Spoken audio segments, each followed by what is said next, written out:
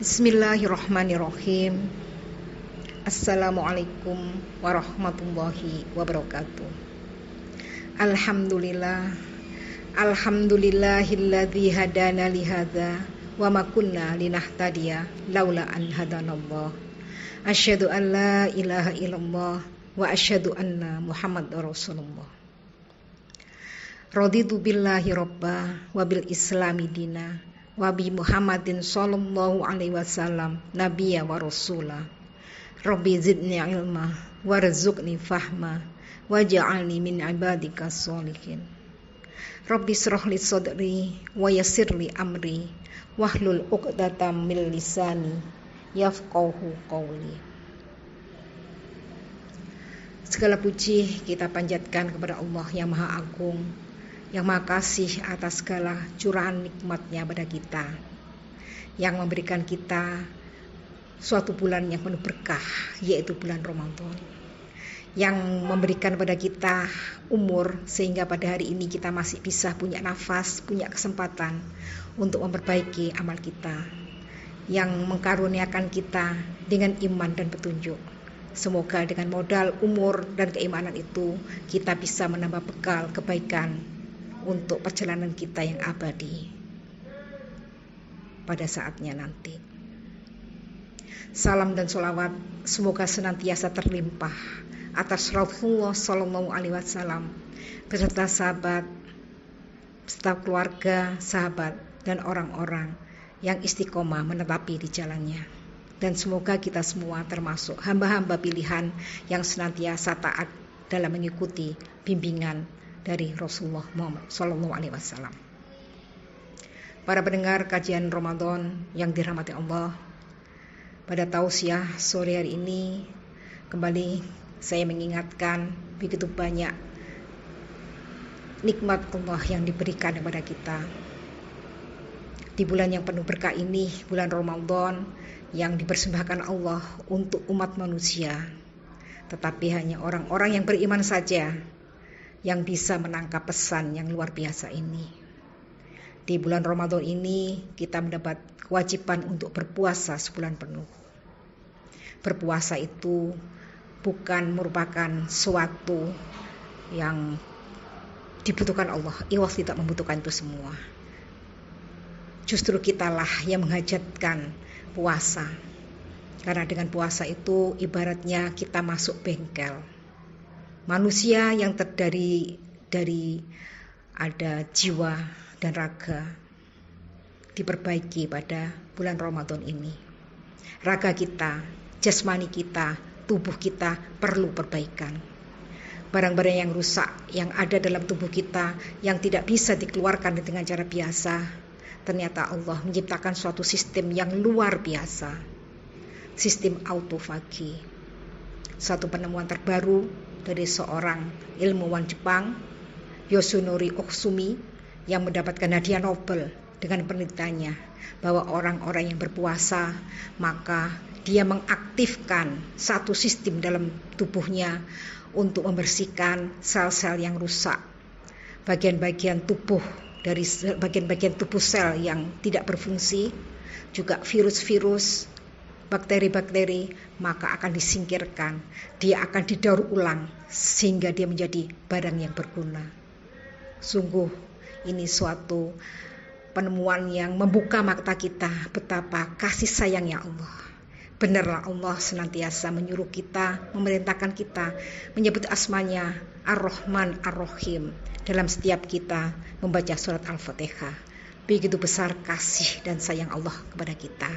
Dengan cara yang murah dan mudah kita bisa mendapatkan kesehatan, kita bisa mendapatkan tubuh kita kembali baik, membuang barang-barang yang berbahaya yang bisa menimbulkan penyakit dengan cara yang murah dan mudah dengan berpuasa. Kemudian secara rohani, puasa juga luar biasa mendidik diri kita menjadi hamba yang tunduk, hamba yang bisa mengontrol dirinya untuk bisa menjadi tuan bagi dirinya sendiri, bukan tuan dari nafsu-nafsunya, keinginan-keinginan yang merusak. Dengan berpuasa, seseorang menjadi lebih mudah untuk beribadah. Dan peribadatan, pahala-pahala kebaikan yang dilakukan pada bulan puasa, hitungannya berlipat ganda. Sungguh suatu keberuntungan bagi kita umat manusia. Para pendengar kajian Ramadan yang dirahmati Allah. Ada juga peristiwa bersejarah yang terjadi pada bulan Ramadan, yaitu pertama adalah Nuzulul Quran dan juga Lailatul Qadar. Kadang orang bingung untuk bisa membedakannya. Yang jelas Nuzulul Quran diperingati setiap tanggal 17 Ramadan. Dan Nuzulul Quran ini adalah peringatan pada saat Rasulullah pertama kali mendapatkan wahyu di Gua Hira. Wahyu senantiasa turun berkala kepada Rasulullah lewat malaikat Jibril selama waktu 23 tahun masa kerasulan yang terbagi dalam dua fase Mekah dan fase Madinah. Dan hebatnya lagi, di penghujung bulan yang luar biasa ini ada Lailatul Qadar. Lailatul Qadar suatu hal yang luar biasa. Bukti kasih sayang Allah supaya hamba-hambanya bisa mendapatkan pahala berlipat ganda untuk menutupi segala kesalahan-kesalahannya. Untuk hal itu Allah berfirman dalam satu surat penuh yang berbicara tentang kemuliaan Lailatul Qadar. A'udzubillahi minasyaitonirrajim. Inna anzalnahu fi Lailatul Qadar. Sungguh kami telah menurunkan Al-Quran pada malam Lailatul Qadar. Wa ma adraka ma Lailatul Qadar. Tahukah kamu apa Lailatul Qadar itu? Lailatul Qadar khairum min alfi syahr. Lailatul Qadar itu malam yang lebih baik dari 1000 bulan. Tanzilul malaikatu warruhu fiha biizni rabbihim min kulli amr. Turun malaikat dan Jibril pada malam itu dengan izin Rabb-nya, dengan izin Rabb mereka untuk mengatur segala urusan. Salamun hi hatta matla'il fajar. Sejahteralah malam itu sampai waktu fajar. Jadi Allah berfirman bahwa malam itu adalah malam yang lebih baik dari 1000 bulan. Ada beberapa kemuliaan dari malam itu. Pertama adalah malam yang penuh berkah. Sebagaimana dalam surat At-Tuhan Allah berfirman, A'udzubillahi minasyaitonirrajim. Inna anzalnahu fi lailatin mubarakah. Sungguh kami turunkan Al-Quran pada malam yang diberkati. Kemudian yang kedua adalah nilai amal soleh dilipat gandakan menjadi lebih baik dari amalan 1000 bulan. Jadi manakala kita mendapatkan malam Lailatul Qadar, sedangkan saat itu kita sedang melakukan suatu peribadatan kebaikan, maka seolah-olah kita melakukan peribadatan atau kebaikan itu selama 1000 bulan. 1000 bulan para pendengar, itu setara dengan 83 tahun 4 bulan. Sungguh melampaui dari usia kita. Syekh As-Sa'di berkata, amalan yang dilakukan ketika Lailatul Qadar itu lebih baik dari amalan 1000 bulan.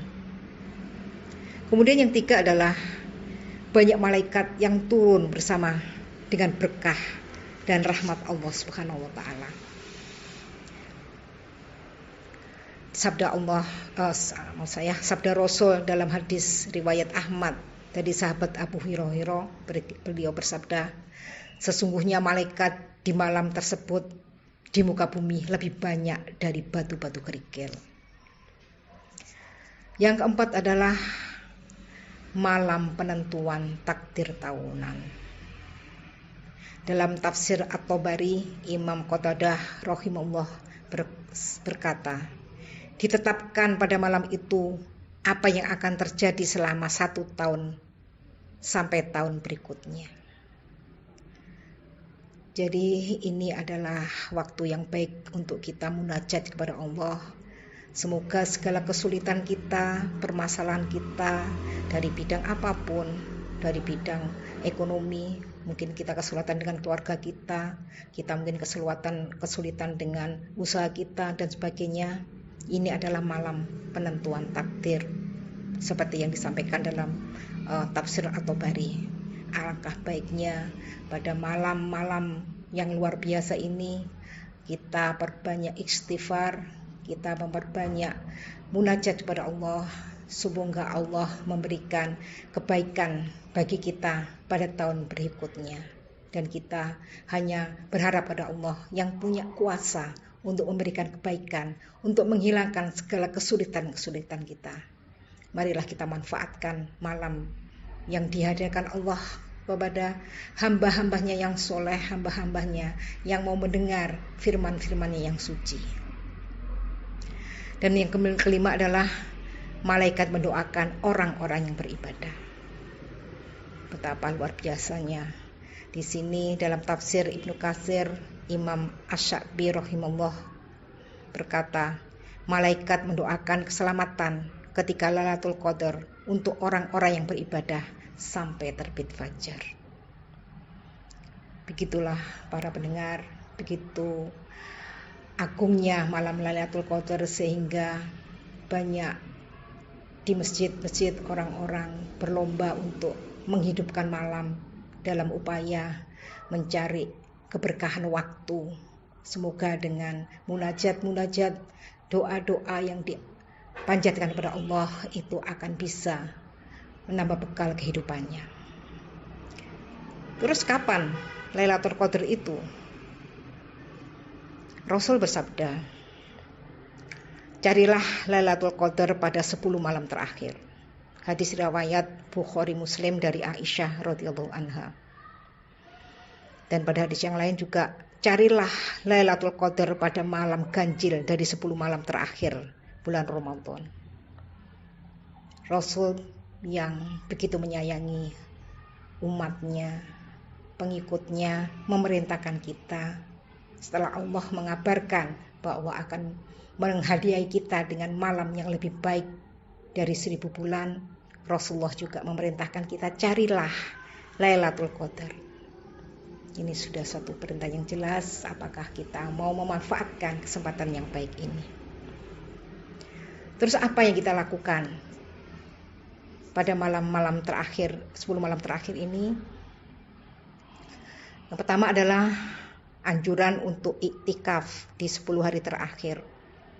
Hadis dari Aisyah radhiyallahu anha, beliau mengatakan bahwa Nabi Shallallahu alaihi wasallam melakukan iktikaf di 10 hari terakhir Ramadan sampai Allah mewafatkannya. Kemudian istri-istri beliau melakukan iktikaf juga. Jadi dengan iktikaf, berdiam diri di masjid, yang dilakukan adalah berzikir, sholat, beribadatan, merenungi hubungannya dengan Allah, banyak membaca Al-Quran, tidak melakukan yang lain. Itu adalah yang dilakukan, bermunajat pada Allah sepenuhnya, melepaskan urusan-urusan dunia. Ya, yang jelas itikaf kemudian meningkatkan ibadah dengan lebih semangat, kemudian lebih fokus pada ibadah dan mengajak keluarga untuk sama-sama beribadah. Kemudian amalan yang perlu juga kita ketahui, Ummul Mukminin Aisyah radhiyallahu anha berkata, wahai Rasul, doa apakah yang aku baca apabila aku mendapati Lailatul Qadar? Nabi SAW bersabda, engkau ucapkan, Allahumma innaka afuwun tuhibbu afwa fa'fu anni. Ya Allah, sesungguhnya engkau maha pemaaf, lagi menyukai pemaafan, maafkanlah aku. Ini adalah doa yang diajarkan Rasulullah pada saat Bunda Aisyah bertanya, doa apa yang perlu diucapkan pada saat malam Lailatul Qadar. Jadi doa Allahumma innaka afun tuhibbu afwa fa'fu anni. Ini hadis riwayat Ahmad, Tirmizi dan beberapa riwayat yang lain. Pada pendengar yang dirahmati Allah, beruntung kita masih pada situasi hari-hari yang baik, dan hari ini adalah malam ganjil. Marilah kita berlomba untuk mencari rahmat dan karunia Allah. Semoga pada tahun ini kita bisa mendapatkan malam Lailatul Qadar dalam keadaan sebaik-baiknya, dalam keadaan kita bermunajat kepada Allah. Kita rukuk, sujud, kita membaca Al-Quran, kita beristighfar, kita berdoa. Dan semoga apa-apa yang kita lakukan itu akan membawa kebaikan bagi kehidupan di dunia kita dan juga kehidupan di akhirat kita. Ini mungkin yang bisa saya sampaikan. Semoga Allah mengampuni segala kesalahan-kesalahan kita dan melembutkan hati-hati kita, sehingga menjadikan diri kita seorang hamba yang mudah menangkap hidayah. Karena hidayah itu ibarat hujan yang senantiasa turun. Maka ada satu tanah yang bisa menangkap dengan baik sehingga bisa tumbuh subur tanaman di situ. Ada juga tanah yang seperti cadas sehingga air berkumpul bisa dimanfaatkan orang lain, atau juga tanah itu yang tidak bisa mengambil manfaat apa-apa malah bisa menyebabkan bencana. Semoga kita bisa mengambil pelajaran dari firman Allah surat Al-Qadar, dan kita adalah sekarang di masa-masa waktu yang luar biasa, waktu yang dikehendakkan Allah untuk kita bisa mendapatkan malam Lailatul Qadar. Semoga Allah berkenan membimbing kita untuk bisa mendapatkan malam itu dan mempunyai kesabaran untuk menegakkan peribadatan pada malam-malam yang terakhir ini sebelum kita meninggalkan bulan yang mulia ini. Semoga kita bisa memanfaatkan Ramadan tahun ini, karena tidak ada jaminan tahun depan kita bisa bertemu lagi dengan Ramadan yang penuh berkah ini. Para pendengar yang dirahmati Allah, kalau ada benarnya itu dari Allah semata, kalau ada salahnya itu karena saya sebagai manusia yang penuh kesalahan. Semoga Allah mengampuni kesalahan-kesalahan kita dan senantiasa membimbing diri-diri kita menjadi hamba yang semakin hari semakin baik. Nasrun minallah wa fathun qarib wa basyiril mu'minin. Wassalamualaikum warahmatullahi wabarakatuh.